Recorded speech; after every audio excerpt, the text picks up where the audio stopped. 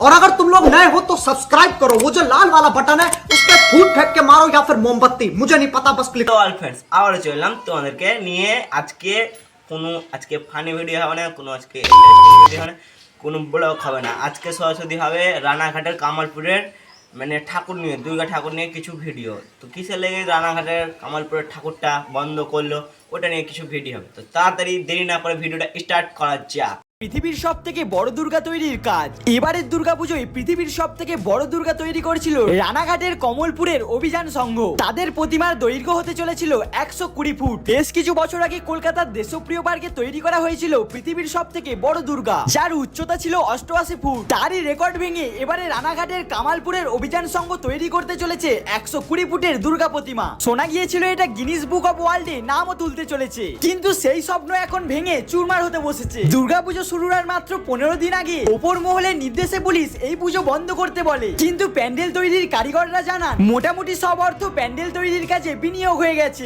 এখন যদি পুজো বন্ধ করতে বলা হয় তাদের মাথায় বাজ ভেঙে পড়ার মতো অবস্থা। এছাড়াও তারা বলেছে অন্যান্য জায়গায় 170 ফুটের প্যান্ডেলকে যখন অনুমতি দেওয়া হচ্ছে তখন তাদের 120 ফুটের দুর্গা প্রতিমা তৈরিতে বাধা দিচ্ছেন কেন প্রশাসন। এছাড়াও তারা মুখ্যমন্ত্রীর কাছে অনুরোধ করেছেন তাদের পুজোটা যেন করতে দেওয়া হয়। তো বন্ধুরা, আপনারাও ভিডিওটা বেশি বেশি করে শেয়ার করে সবার মধ্যে ছড়িয়ে দিন, যাতে এবারে পৃথিবীর সব থেকে বড় দুর্গা প্রতিমা বন্ধ না হয়। আর এমনই নিত্য নতুন আপডেট পেতে চ্যানেলটা সাবস্ক্রাইব করে রাখুন। দেখা হচ্ছে নেক্সট ভিডিওতে, ততদিনের জন্য সুস্থ থাকবেন, ভালো থাকবেন, টাটা, বাই বাই।